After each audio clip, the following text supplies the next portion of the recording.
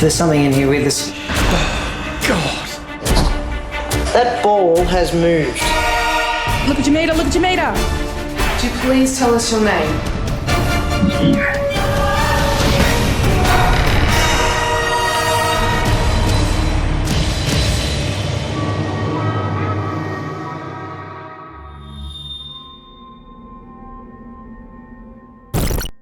I have a piece of footage here from Beechworth when we were there. We've been there a few times, but this is just a couple of snippets that I put together just because they have a common theme. See if you pick up on it. You might not, but you might have a chat about that.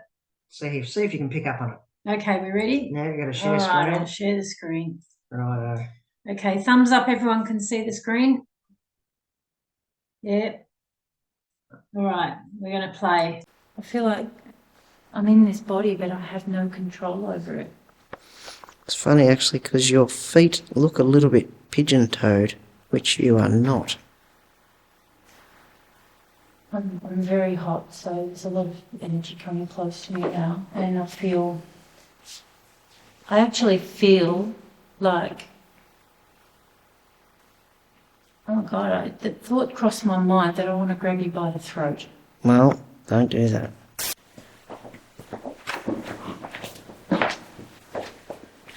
So you get the dough, hit you again straight away. Yeah. It's like a whole bunch across your face. Basically, it's the heat hits you straight across your face. Yeah, straight across there.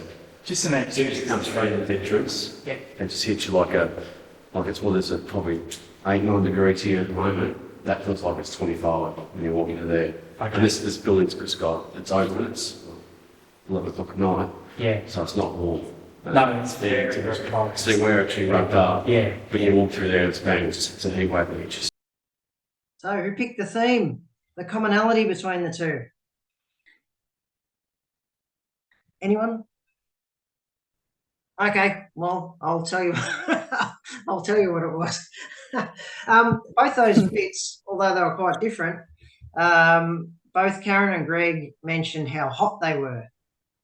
Like Karen was talking about, feeling this, and she said, "And I'm getting really hot now." And of course, Greg, as soon as he walked into that room, said to Dave, "Do you feel that? It's like 25 degrees. It's 8 degrees here, but it felt like we walked into 25 degrees." And I thought that was really interesting because a lot of people think that spirit activity makes you cold. And in fact, we all talk about, it felt like someone walked over my grave. Well, it's true that spirits create cold spots, and we know that when we use the thermometers and things. But as a medium, when a spirit draws close to you, it actually generates heat because the spirit is just pure energy. And when it comes close, and that's one of the ways you can tell that a spirit is close, is that you actually start to overheat, which is why when you're in trance, if you recall on the occasions that Greg or I have been in trance, when you come out of it, you get the chills because you've been so hot in that trance with the spirit taking possession that when you come out of that trance, you are so cold, you start to shake and shiver. And I think we've been wrapped up in blankets and all sorts of things over the time that we've done these things. Yeah. So with the cold spots, would that be more if a spirit's near you but drawing energy from you rather than actually right next to you? So if you're warm and there's a spirit near you, but if we experience cold spots, are they sort of in the room but not right next to us? Do you know what I mean? I don't know how it works, to be honest, Paul. All I know is that when the spirit is in the room, it creates a cold spot. And I don't know whether that's because they suck the energy out or what they're doing. But all I can tell you is, as a medium, when the spirit draws close to you, you get hot. And it's like when they enter your aura or your physical space, you get hot. And that's one of the ways you can tell when you're tuning in that a spirit is drawing close. Yeah. It could even be because Greg was saying, like you walk through the warm spot. So it could be just that interaction when you're physically near the spirit on them sort of thing, or when they're interacting with you. Yeah. But that's like, it's what you were sort of saying, Paul. It's cold because it might suck the energy out of that area in order to interact with another area. Yeah, I don't know how it works. Does it make any difference if they're friendly or angry? No, no. The friendliness or the angriness of the spirit is really about what you feel their energy, that the energy that they bring to you, so that it really doesn't have anything to do with the temperature. They come with a vibration, and the vibration is what you sense, the anger or the hostility or the happiness or the love or all the different things, the emotions they bring. You sense that through the energy they bring, but it's not the temperature. It's something different. I don't know how it works. And Dave, you were there. You were there with Greg. You probably don't remember it. I don't know that you. I wasn't really listening to him anyway. So Yeah, you were probably too busy trying to get out of the room after he got angry with you before. Yeah. So you don't recall that bit? not particularly, but I do because one thing Karen was just saying with the vibration part, is that where when we're doing things like the table seance with the table tipping and all that kind of thing, is that linked in where we're actually trying to bring the energy in, and you can actually feel the vibration on the table? Yes. Although when we talk about vibration when the table's tipping, that's a physical vibration. The vibration of emotion that the spirit brings is it's subtly different. But you're right about the table tipping, in that the medium's role in that is to gather the energy around the table and then channel it to the spirit, so that the spirit can then use it to tip the table. And that's why, while you guys are on the table and you're focusing on the table, my role is to try to gather all that energy and then push it out to the spirit, or let them take it from me. My teacher actually told me years ago that when you're doing things like that, it's a lot less draining on you if you give the energy to the spirit rather than have them suck it out of you. So when we're doing physical phenomena, it's a lot better for me if I'm pushing that energy toward the spirit, or out where the spirit can grab it and use it to tip the table or throw something up, whatever we're asking them to do. Where you are at Geelong, because you're in there, do you ever get cold or warm spots where you are? Like, do you experience either of those? Yeah, I do. I'm just trying to think of the two times where I've had a major interaction with the spirit. And it'd be the first time was in Beechworth on the 3rd level of admin. And I walked around the corner and I actually walked through a spirit. And it was like the shape of a person, but it was pure light. And I can remember walking through that, and that was really warm. And there was like a crack, like a stock whip going off, and I could feel the energy. And then I've had a bad experience in Geelong where I was actually getting choked. Physically, I thought, this is it. Someone's going to find me in the jail, because it was so intense. And that was really hot as well, when I could feel the fingers around my throat. So that lends weight to the whole, it's when you're interacting with them and they're right there, as opposed to just when they're in your physical space. Yeah. Whether they're touching you or... Lauren, you've been touched by spirits a lot. And I remember a story you told me about how you woke up to have someone dragging you out of your bed. No, it wasn't. Nothing was dragging me out of my bed. No,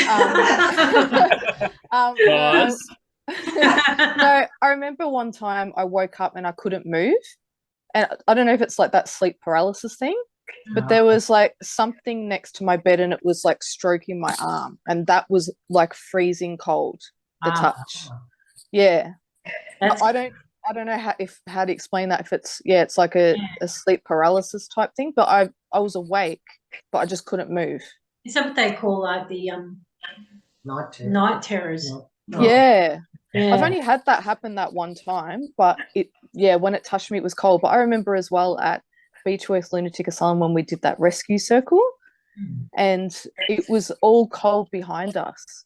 Yes. Like, I remember noticing that when we were doing it.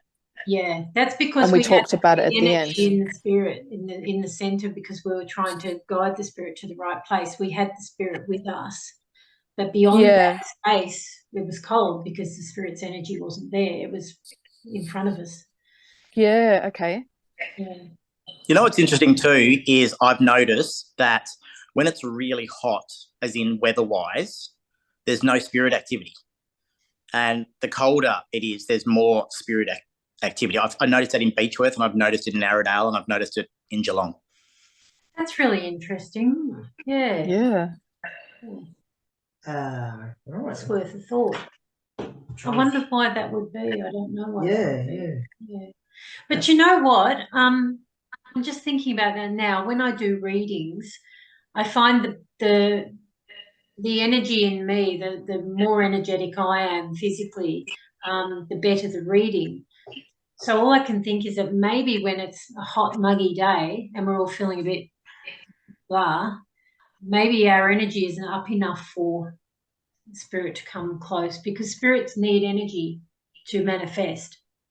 So maybe when we're not up and around and we're feeling a bit down, we're not producing enough energy for them to use. Whereas when it's cold and we're a bit bouncy and more alive, they can draw energy from us. But I don't know. That's a guess. Maybe.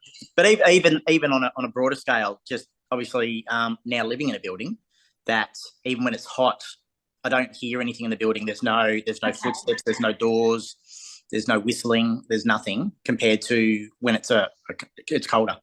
So are you planning to move out over winter or what? Yeah, well, I know. We'll see what happens. All the best stuff happens. Would that be related to the fact, like, you always hear the witching hour like 3 o'clock or 3, you know? Would that be because that's the darkest and most coldest time of the night too? Well, the theory around the witching hour is that it's the hour where the veil between this dimension and that dimension is at its thinnest. Yeah. That's the theory. I don't know. Can they feel, I mean, I suppose, can they feel temperature? I mean, because they're energy. So they produce temperature. I don't know if they can necessarily feel it or if they'd be aware of it. Yeah. So I wonder, it's interesting. I don't know. Yeah. I would suspect not, because this is just me. I suspect because they're not living, and temperature is probably a living experience.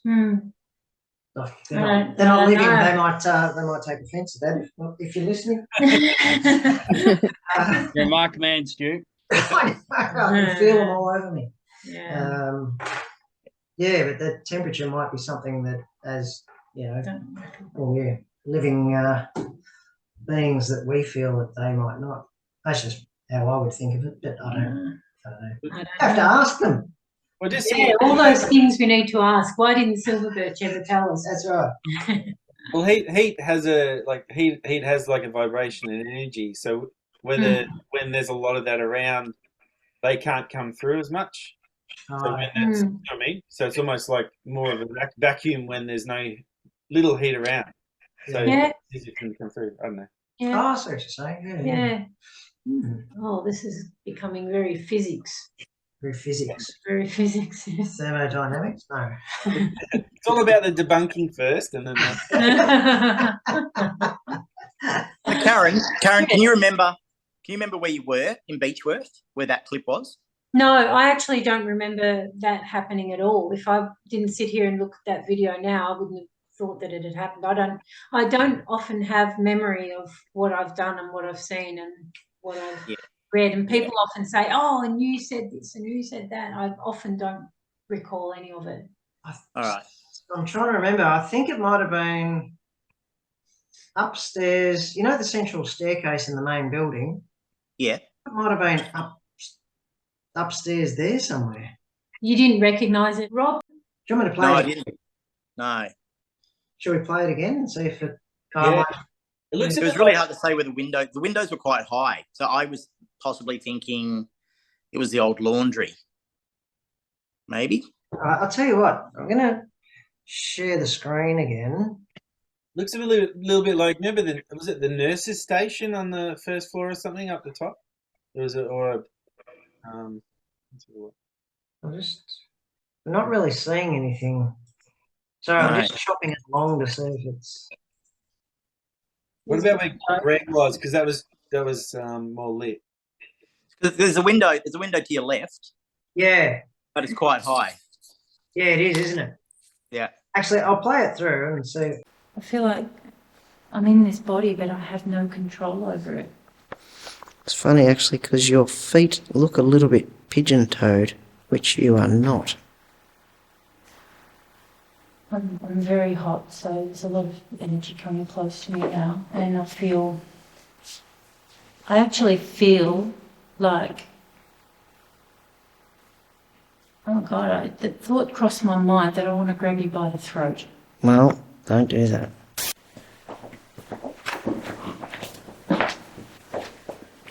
So again, That's a shower block or something. Straight away. Yeah. It's like Yeah, that's Ingravilla. Basically, it's the heat hits you straight across your face. Yeah, straight across there.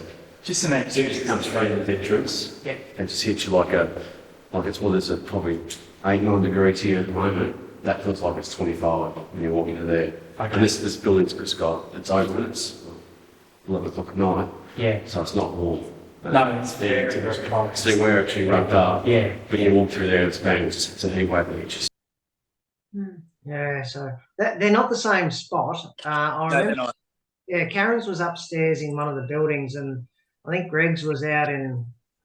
Yeah, I think it was like a toilet block or a change room. Yeah. No, Greg was in Ingravilla, so that was where the autopsy table was. Yeah, that's right. And it looked like behind Karen, it might have been an arched window. Yeah. Or an arched doorway but we didn't see through the doorway because it was wooden. Yeah, But maybe. yeah, the arch window. If it's the arch window, it'd be upstairs in the admin. If it's a doorway, it'd be downstairs. Yeah. No, I was just interested to know, like, if you're picking up on the heat energy, if it's a similar part of the asylum where the same kind of energy would have been. Digressing. It might not be so good for you guys to wear black shirts where you've got a black background because you keep disappearing your bodies. True, yeah. That's something to test. Every now and then you move and it picks up as a background. Yeah. Tim disappeared altogether. Well, I think of that. We'll have to wear a light colour. It's trying to do, and don't wear green either. What's the next colour? Yeah. Maybe something like hot pink for you, Paul. Yeah. Your colour. Yeah, something bright. Willow looked very distressed then. And we know Loz is the audio master. She hears things that others don't hear. So some of those. Yeah, I do tend to hear things on investigations. Yeah. You do. There's lots of little things I've remembered over time. Like even I remember hearing a groan in the mines at Walhalla. Like no one else heard it. Everyone was sort of just trotting away, and I was at the end sort of taking photos and stuff. And yeah, I definitely heard a groan down one of the mine shafts. You sure it wasn't David's stomach? No. Can I mute Paul? Dave was trying to stay out of camera shot. Yeah, no, I definitely hear little things on investigations. Like, yeah. But you were always good at, when you were reviewing the footage too, you were always picking things up that other people missed. Yeah. Yeah. You just have a good ear for it. Yeah. Definitely. I just noticed on that video though, watching it through the second time, Dave, you looked like you were scared shitless. Sorry, Willow. You know why? Yeah, show the footage of Greg beforehand and then link that one into that shot. I didn't want to go near him. Were you frightened then? He should have been. He looked it.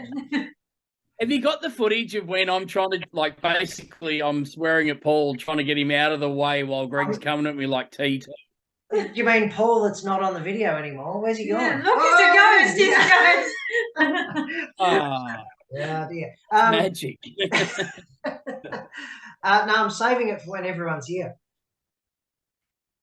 Yeah, because that'd be cracking when he just goes like face to face with the wall and then suddenly turns like the Terminator and comes at me. Yeah. And I'm literally screaming at Paul to get the hell out of the way. And he's going, no, this is great. Get going. Paul just wants to get the shot. Paul wants to get the shot. Yeah, but there was that time when the table was jumping around the room on its own, coming straight for you, and you're on the ground and it's heading straight for you, and you're going, oh, wow. Yeah, no, we're not talking about me. We're talking about Paul. We can also, like, if because he showed us some amazing footage after the last one as well, which was really cool. We could always start with Geelong, down there. I still Yeah, got the, well, the guy that runs the jail, so Yeah, there's a pretty cool jail down here somewhere. Yep. Yeah. Yeah, but I've heard the guy that lives down there is a bit freaky. He keeps telling us we have to wait. Exhibit A, Exhibit A, Your Honour. That's right. right, just sitting in the dark. But if you want to have a sleepover, I do have 150 rooms. Oh, that's great. Do you sleep in a different one each night? Which one's your favourite? Well, if I'm going to sleep in the jail, the hospital's the best. Oh, of course. Yeah. Of course it is. Of course it is, yeah. I did actually. This is really funny because, as you remember, I'm quite bald now. I lost. No, you're not. No, you're not. Yeah. I lost my biggest chunk of hair the morning after I slept in cell 96, which was where the last murder happened in the jail, and that was when I knew I was going bald because I went like this and I just pulled it out. That was the night. Oh, wow. So I've never slept in 96 since. Yeah, Paul, wasn't there? It was a cell up there near that murder cell that we were in, and there was like tapping inside the walls or something. Do you remember that? Yeah, Paul? up there. I can't remember which number. I'd have to look at the footage again. But yeah, there was definitely. Yeah, because it was near that murder room, wasn't it? Yeah. It might have been next door to it or Yeah. very close. Yeah. So Yeah. So you're saying it's number 96? Yeah, 96. Yeah. Oh, got it. But because I've got the murder weapon. Did we play with the murder weapon when you came?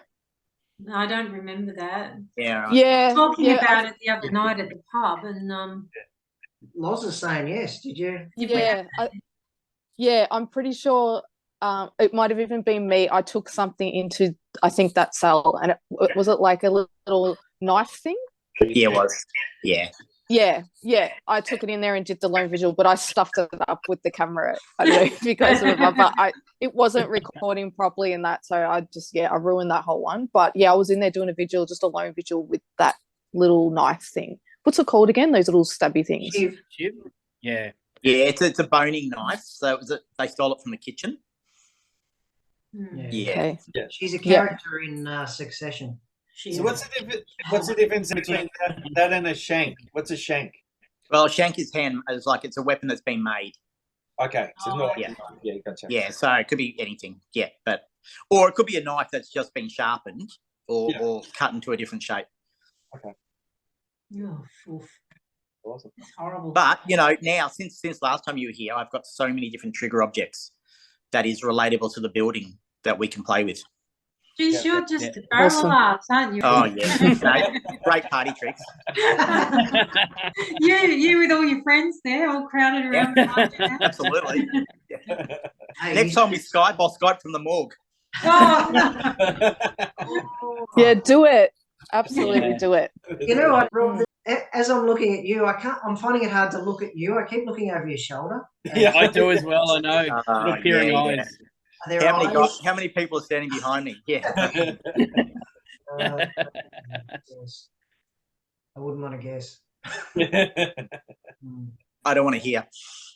I'm not. Are you feeling warm? Yeah, I'm feeling really warm right now. It's the candles you're sitting over. Hey, we could do something really cool here. We could say, "Hey, Paul, can you just go and have a look?" And then he ducks down and disappears. That would be cool, and then appear behind him. That would be amazing. That would be funny. Ah, dear, terrible. The Brady Bunch, huh? Yeah, three students. Yeah. They were ahead of their time, weren't they? Oh yeah, all that camera action. Ooh, yeah.